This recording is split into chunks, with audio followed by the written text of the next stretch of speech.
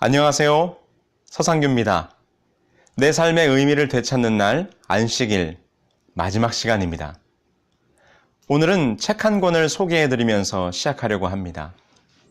소개해드릴 책은 안식일은 저항이다 라는 책입니다.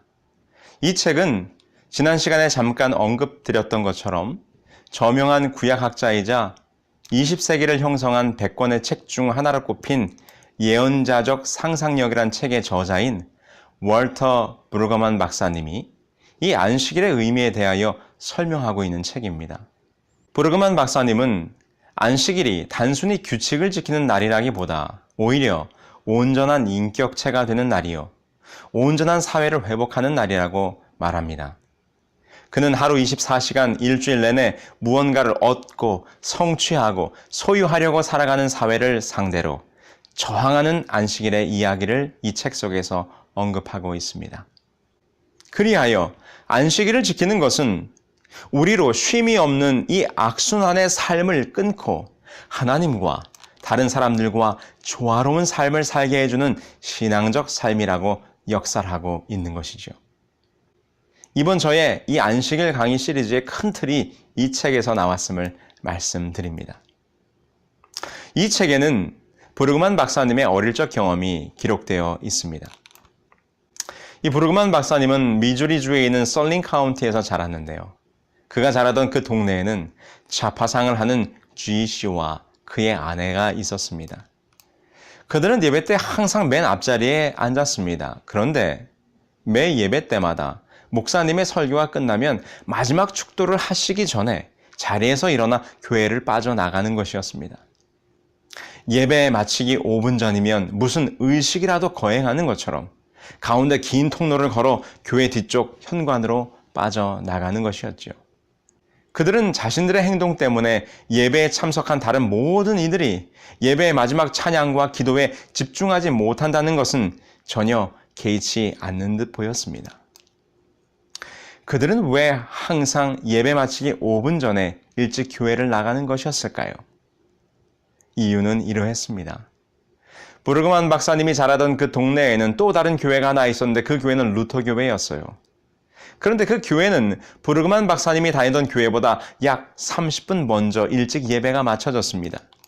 그런데 항상 교회를 일찍 나가는 그 G 씨는 그 루터 교회 근처에서 좌파상을 하고 있었기 때문에 루터교회 신자들이 예배를 마치고 나오는 때를 맞추어 미리 주문받았던 물건을 전해주고 장사를 해야 했기 때문이었습니다.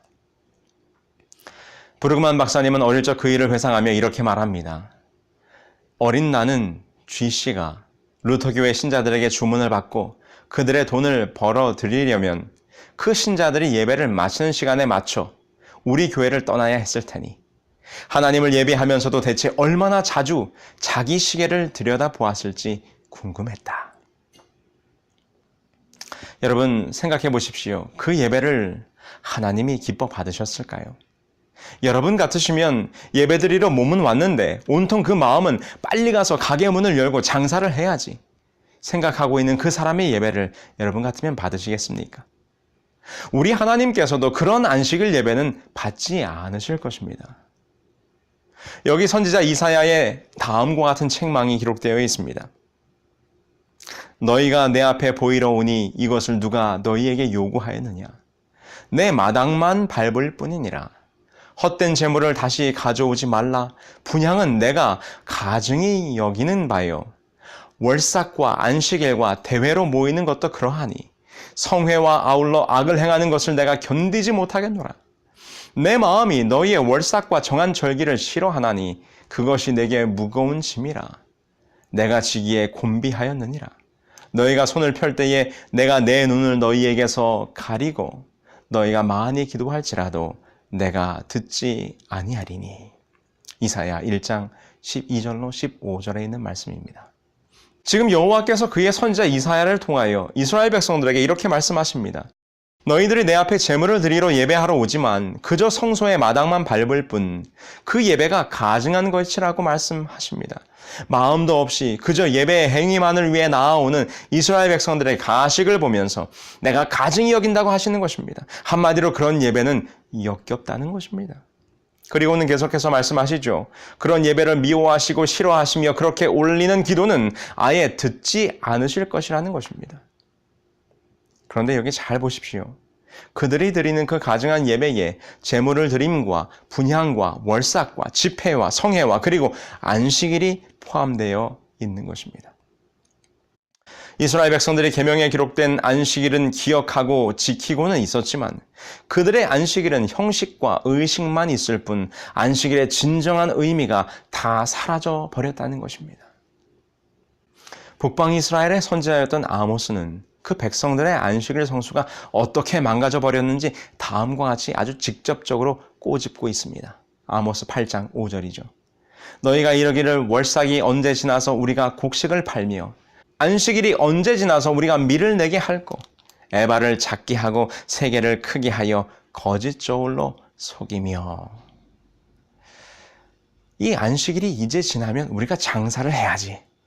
안식일을 지킨다고 말하지만 그들의 마음은 온통 장사하는 일에 팔려 있었던 것입니다. 그것도 장사를 어떻게 한다고요? 에바를 작게 하고, 이 말은 대박을 속이겠다는 말입니다. 거짓 저울로 속여서 장사를 한다는 것입니다. 네, 저는 지난 두 번째 강의 시간에 말씀드린 것처럼 시골에서 자랐습니다. 저의 아버지는 벼농사와 고추농사를 주로 지었었는데요. 봄이 되면 벽시에 싹을 틔우고 모판에 올려 모짜리를 만들고 배모를 키웁니다. 그것이 어느 정도 자라면 이제 논에다 모내기를 하는 것이죠. 예전에는 모내기를 할 때 큰 줄을 띄워 간격을 맞추어 일일이 손으로 모를 심었지만 나중에는 모내기 기계가 생겨서 자동으로 모를 심었습니다. 그럼 한여름 모가 잘 자라서 가을이면 벼이삭이 익어 황금 들판이 되는 것이지요. 그런데 모내기를 했다고 벼농사가 다 끝난 것은 아닙니다. 병충해가 있기 때문에 때에 맞춰서 농약을 잘 쳐야 하는 것이죠.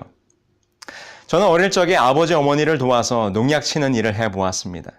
경운기에 농약 살포기를 연결하고 긴 호수를 연결해서 아버지가 앞서가면서 분무기로 약을 칩니다.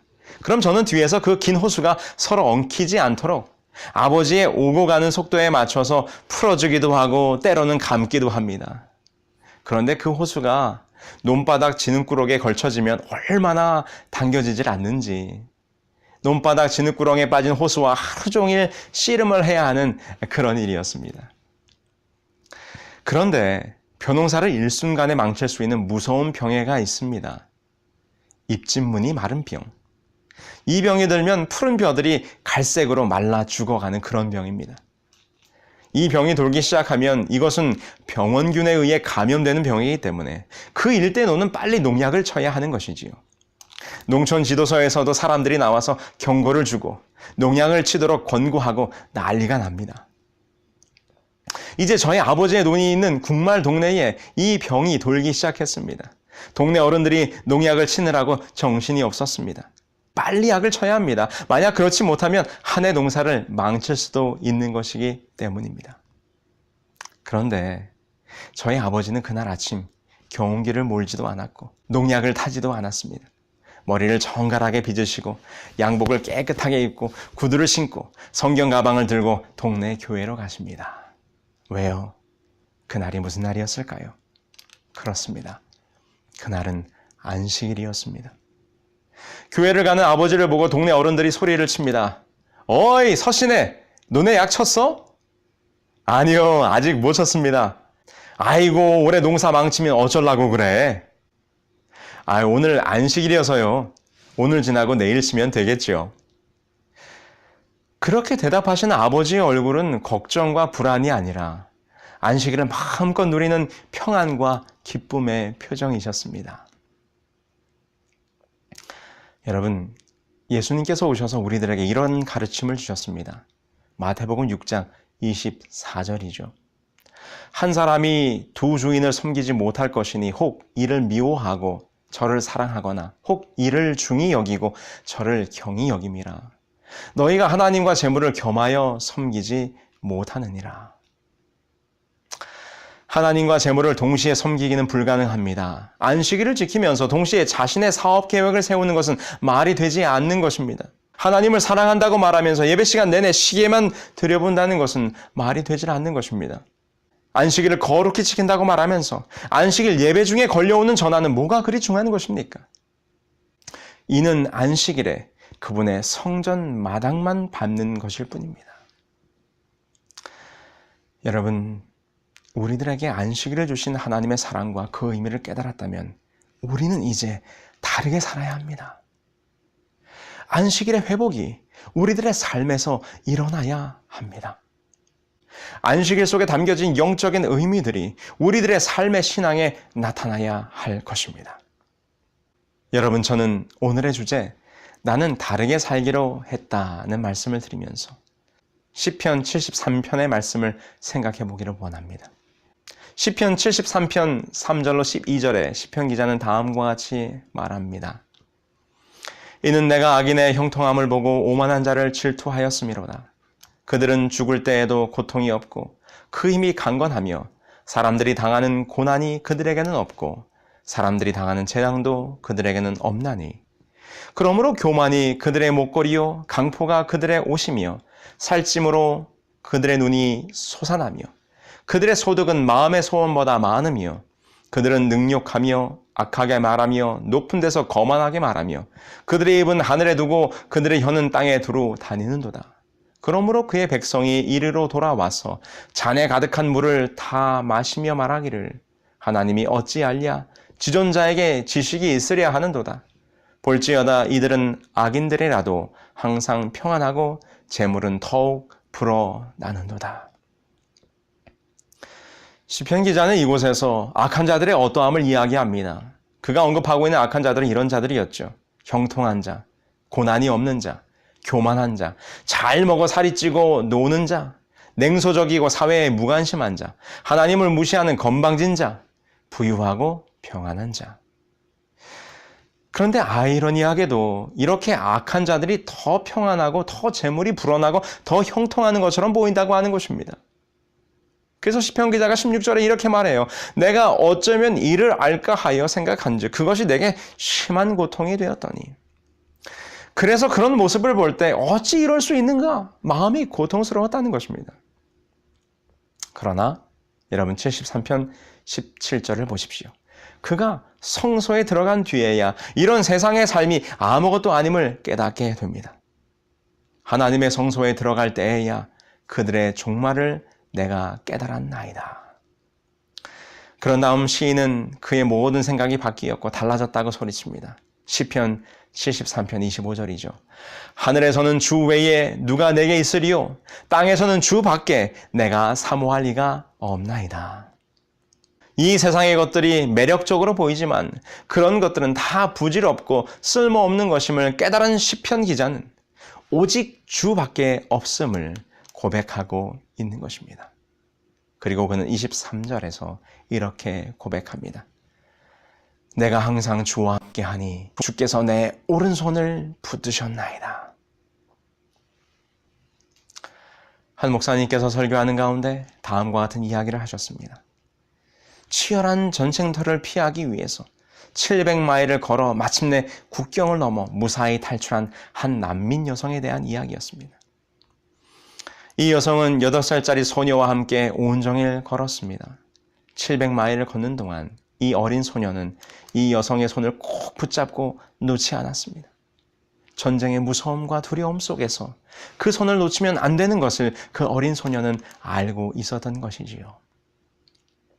마침내 그들이 국경을 넘어 안전한 지역에 도착하자 그 소녀는 비로소 잡았던 손을 놓았고 그 여성은 자기의 손을 바라보게 됩니다. 그런데 그 어린 소녀가 잡았던 그 손은 피부가 벗겨져 피가 흐르고 살가죽이 벌어져 있었습니다. 어린 소녀가 두려운 나머지 그 여인의 손을 꼭 잡고 놓지 않았기 때문이었습니다. 여러분, 이는 마치 시편 73편 23절을 묘사하는 모습과 비슷합니다. 이것은 그저 손을 잡는 것이 아닙니다. 이것은 생사를 걸고 손을 잡는 것입니다. 이 세상의 것들은 그 어느 것도 우리를 그렇게 잡아주지 못합니다. 우리가 의지했던 재물도, 우리가 기대했던 권력이나 명예나 그 어떤 것도 우리를 붙잡아주지 못합니다. 오직 여호와 하나님만이 우리의 오른손을 붙들어 주십니다. 오늘 우리의 삶의 안식일은 바로 이런 의미입니다. 우리가 안식일을 기억하여 거룩히 지킬 때 우리는 우리의 손을 들어 그분의 오른손을 붙잡는 것입니다. 세상의 유혹, 세상의 근심, 세상의 욕망, 세상의 재물, 세상의 힘과 권력, 더 갖고 싶고 더 누리고 싶은 것들의 욕망을 멈추고 우리의 일상의 삶을 멈추어 안식일을 기억할 때 하나님께서 우리의 손을 붙잡아 주실 것입니다. 그 어떤 것으로도 떼어날 수 없는 그분의 능력의 오른팔이 우리를 잡아 주실 것입니다. 여러분들이 궁금해하실까 봐 말씀을 드립니다. 입진문이 마른 병이 돌아 난리가 난 와중에도 안식일이라 농약을 치지 않고 교회로 가신 아버지, 과연 그 해 저희 집 벼농사는 어떻게 되었을까요? 하나님께서 저희 집 논을 잘 지키셨습니다. 저는 한 번도 저희 집 벼농사가 망하는 모습을 본 적이 없습니다. 그것이 저의 아버지가 그의 삶을 통해 저에게 보여주신 안식일을 지키는 자의 삶이었습니다. 여러분, 우리의 삶은 달라야 합니다. 세상의 가치와 세상의 기준이 아니라 하나님께서 우리에게 허락하신 안식일의 가치와 그 의미가 살아있는 삶이 되어야 합니다. 여호와 하나님께서 허락하신 안식일, 이 세상을 창조하시고 우리를 구원하사 그것을 기념토록 하신 날, 이 세상의 삶을 멈추고 하나님께로 나아와 그분이 주시는 참된 평안과 쉼을 누리는 날, 그 안식의 축복에 함께하지 않으시겠습니까? 내 삶의 의미를 되찾는 날 안식일, 그 진정한 안식일의 의미가 여러분들의 인생의 의미가 되기를 간절히 소망합니다.